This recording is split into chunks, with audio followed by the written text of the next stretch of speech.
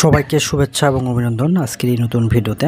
আজকে আমরা কথা বলবো দেশি মুরগির ওজন বাড়ানোর যে কৌশলগুলো আছে সেই বিষয়গুলো নিয়ে।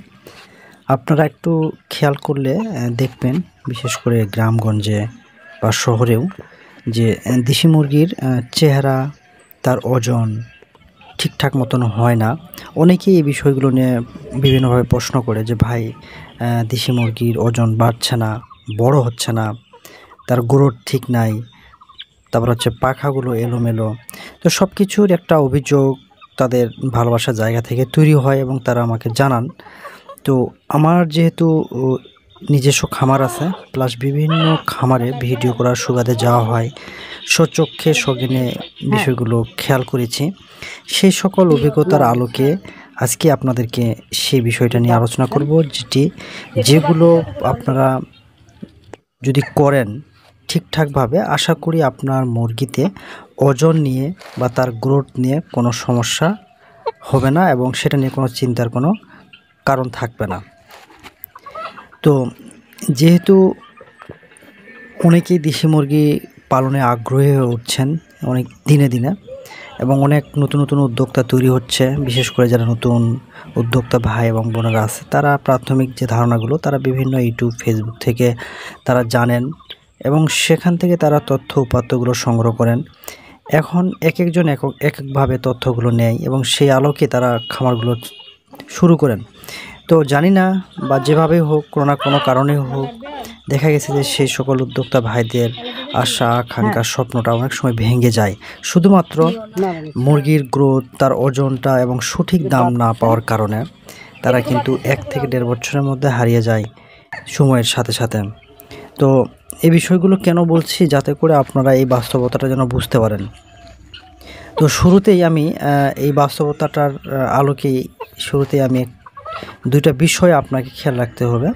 যদি আপনি মুরগিগুলোকে নির্দিষ্ট একটা ওজন এবং গ্রোথে নিয়ে আসতে চান, তাহলে সেক্ষেত্রে প্রথম 2টি কাজ আপনাকে না করলেই না। প্রথমত হচ্ছে আপনার মুরগিকে কৃমিনাশকের ওষুধ খাওয়াতে হবে।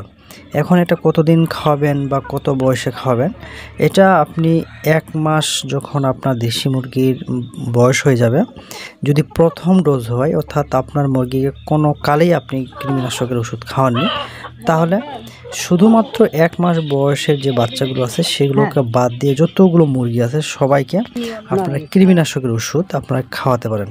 এক্ষেত্রে আমি আপনাকে সাজেস্ট করব পাইফেরাজিন। বাজারে বিভিন্ন ট্রেড নেমে পাওয়া যায়। জেনেরিক নেম হলো পাইফেরাজিন, আরেকটা হচ্ছে লিভামিজল।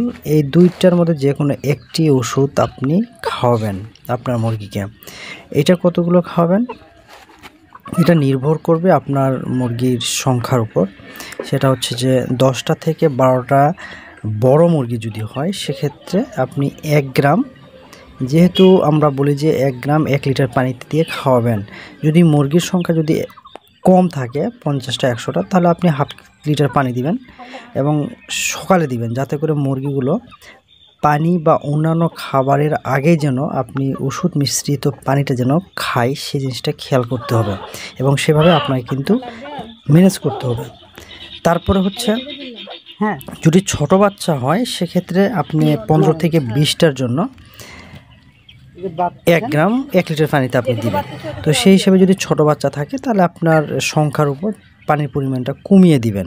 আশা করি আপনারা বিষয়টা পরিষ্কারভাবে বুঝতে পারছেন। অর্থাৎ ছোট বাচ্চা হলে 18 থেকে 20টার জন্য 1 গ্রাম, এবং বড় মুরগি যদি হয় তাহলে দেখা গেছে 10 থেকে 12টার জন্য 1 গ্রাম 1 লিটার পানিতে। সংখ্যার উপর নির্ভর করবে যে আপনি কতটুকু পানি দিবেন সেইটা। সেক্ষেত্রে যদি বেশি মুরগি হয় তাহলে পানির পরিমাণটা একটু বেড়ে যাবে, অল্প মুরগি হলে পানির পরিমাণটা কমে যাবে।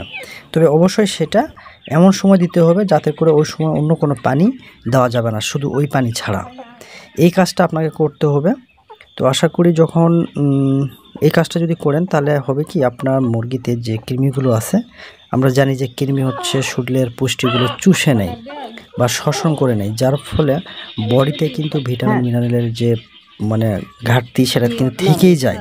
তো আমাদের দেশি মুরগি যেহেতু বাইরে বেশিরভাগ সময় থাকে এবং সেগুলো কিন্তু কৃমিজনিত কারণে তারা ভোগে, যার কারণে তাদের ওয়েটটা বা গ্রোথটা ঠিক মতন আসে না, যেহেতু পুষ্টি না থাকার কারণটা এই সমস্যা। দ্বিতীয় নম্বর বিষয়টা শেয়ার করব, সেটি হচ্ছে যে খাবারের বিষয়টা। এখানে দেশি মুরগিকে আপনারা বেসিক্যালি 2 বার খাবার দিবেন, একটা হচ্ছে সকালে এবং বিকেলে। সকালের খাবারটা বলি, মানে মেইন কাজ হলো আপনার কৃমিনাশক করানো, আর দ্বিতীয় হচ্ছে খাবারটা একটু মনোযোগ দিতে হবে। আপনার যা আছে খাবার সেটাকেই আপনাকে প্রপার ওয়েতে পুষ্টি সমৃদ্ধ খাবারে পরিণত করতে হবে। সকালে আপনি ভেজা চাল বা খুদ দিবেন, সাথে হচ্ছে আদা, হলুদ এবং রসুনটা বেটে দিবেন, এবং যদি হয় তাহলে সকালের দিকে আপনি এনজাইম পাউডারটাকে ওই খাবারের বা ওই চালের সাথে মেখে দিবেন, অর্থাৎ চালের সাথে হচ্ছে হলুদ, আদা এবং রসুন বাটা এবং হচ্ছে এনজাইম আপনি বেটে দিবেন। এখন হলুদ এবং আদা রসুন কতগুলো নেবেন? যদি আপনি 1 কেজি খাবার বানান তাহলে হলুদ হাফ চামচ, আর যদি গোটা থাকে তাহলে 1 কোয়া আর কি। আদা সেমভাবে 1টা আঙ্গুলের অর্ধেক, আর রসুন হচ্ছে 1 থেকে 2 কোয়া। আর এনজাইম হচ্ছে আপনার 1 কেজিতে দেখা গেছে যে আপনার 1 গ্রামের চেয়ে কম দিবেন এনজাইমটা। তো মোটামুটি এই এনজাইম অবশ্যই 1 গ্রামের চেয়ে কম দিবেন। এই মোটামুটি কয়েকটা উপাদান দিয়ে আপনার সকালে মুরগিকে দিয়ে দিবেন। সকালে যখন মুরগিগুলো ছেড়ে দিবেন সেই সময় এই কাজগুলো করবেন। বিকেলের দিকে আপনাকে একটা মিক্সার খাবার খাওয়াতে হবে, যেটাই হচ্ছে আজকের এই ভিডিওতে মূল আকর্ষণ, যেটা খাওয়ালে আপনার মুরগির গ্রোথ এবং ওজনের কোনো সমস্যা হবে না। এই খাবারটা আপনাকে মিস করা যাবে না এবং এটা আপনাকে বাধ্যতামূলক দিতেই হবে। 1 নম্বর, গমের ভুসি, ভাঙ্গা ছোলা, ভুট্টার আটা। যদি বাজারে ভুট্টা যদি পাওয়া যায়, আপনারা ভুট্টা কিনে নিয়ে এসে সেটাকে আটা করবেন। চিটাগুড়, এনজাইম এবং লবণ। সকালে যদি চালের সাথে এনজাইম দিলে বিকেলে এনজাইম দেওয়ার দরকার নেই। আর যদি মনে করেন যে আপনার চাউলের সাথে এনজাইম দিচ্ছেন না, তাহলে কিন্তু এই মিক্সার খাবারের সাথে কিন্তু এনজাইম অবশ্যই দিতে হবে, এবং লবণ। এখন কোনটা কতগুলো দিব সেটা আপনি যেহেতু মুরগির সংখ্যার উপর নির্ভর করবে কতগুলো খাবার আপনি সেখানে দিচ্ছেন। তবে আমি যেহেতু এখানে 1 কেজি খাবারের কথা বলছি, তো গমের ভুসি আপনি 1 পোয়া দিলেন, ভাঙা ছোলা 1 পোয়া, ভুট্টার আটা 1 পোয়া, তাহলে 3 পোয়া। তাহলে সেক্ষেত্রে 3 পোয়া হয়ে যাচ্ছে, এটা সোজা হিসাব আর কি, খুব সহজভাবে বলছি। চিটাগুড় 1 মুঠ, এনজাইম 1 চামচ বা হাফ চামচ, 1 কেজি যদি হয় তাহলে হাফ চামচ, লবণ একটু দিলেন, তাহলে মোটামুটি 3 পোয়ার বেশি। এরই মধ্যে কিন্তু আপনারা গমের ভুসিটা 1 মুঠ একটু বেশি দিয়ে দেন, বা ভাঙ্গাটা একটু, ভাঙ্গা ছোলা একটু 1 মুঠ 2 মুঠ করে বেশি দিয়ে 1 কেজি বানায় ফেলবেন। যেহেতু এখানে একুরেট আমি ওজনের কথা বলছি না, তবে 1 কেজি বানাতে হবে, তবে কম বেশি করে আপনারা 1 কেজি বানায় ফেলবেন, এটা কোনো সমস্যা নেই। এটা খুব সিম্পল একটা কি বলে ফিড ফর্মুলেশন। যদি আপনারা এই ভিডিওটা যদি কোনো শিক্ষিত মানুষ বা জানাশোনা যদি কেউ দেখে থাকেন, তাহলে এই উপকরণগুলোর মধ্যে কি আছে, মানে ফুড ভ্যালু হিসেবে যদি বা নিউট্রিয়েন্ট ভ্যালু হিসেবে যদি কাউন্ট করা হয়, তাহলে আমি সেটা অন্য একদিন ভিডিওতে আমি বিস্তারিত বলবো। তো যেহেতু খুব সিম্পলভাবে এই ভিডিওগুলো গ্রামের আমাদের খুব সাধারণ সহজ সরল উদ্যোক্তা ভাইরা এগুলো দেখে, যার কারণে আমি এটা খুব সিম্পলভাবে এই ফর্মুলাটা বানিয়েছি, যেটা আমি নিজেই খাওয়াচ্ছি, যেটা আপনারা মুরগি পালনের ক্ষেত্রে আপনারা দেখেছেন আমার মুরগিগুলোর ওয়েট কীভাবে আসছে। তো এর সাথে আমি আরেকটা তথ্য আপনাদেরকে দিই, আপনার ভিডিওটা দেখতে পাবেন যে আমি এই যে মোটা তাজাকরণের কথা বলছি বা মুরগির গ্রোথ এবং ওয়েট নিয়ে যে ফর্মুলাগুলো নিয়ে কথা বলছি আপনাদের সাথে, আমার খামারে কিন্তু আমি এগুলো বাস্তবায়ন করেছি বলেই আজকে ফিড ছাড়াই এই মুরগির ওজন আসছে প্রায় 750 থেকে 800 গ্রাম 3 মাস 10 দিন বয়সে। 3 মাস 10 দিন বয়সেই এই মুরগির ওজন আসছে প্রায় 750 থেকে 800 গ্রামের মধ্যে। কোনো ফিড খাওয়ানো হয়নি, শুধুমাত্র এই ফর্মুলাটাকে কাজে লাগিয়ে আজকে এই মুরগিটা আজকে বিক্রি করতে যাচ্ছি, এবং খাওয়ানোর ফলে এই মুরগিগুলোর ওয়েটের আসছে, গ্রোথ আসছে। কালারটা দেখেন তাহলে বুঝতে পারবেন, ভিডিওতে দেখতে পাচ্ছেন। এখানে এই মুরগিগুলোকে বিক্রি করছি, বগুড়া থেকে একজন আপা আসছে, উনি মূলত এখানে আসছে। এখানে আমি মুরগিগুলো, মোরগের দাম বেশি, মুরগির দামটা কম, তারপরেও যেহেতু উনি অনেক দূর থেকে আসছেন বলে ওনার কাছে আমি 500 টাকা কেজি রেখেছি। তো এখানে 10টা মুরগিতে প্রায় হচ্ছে আপনার 8 কেজির মতো ওজন আসছে, 7.5 কেজি প্লাস, মানে 8 কেজির কাছাকাছি এই ওজনটা আসছে।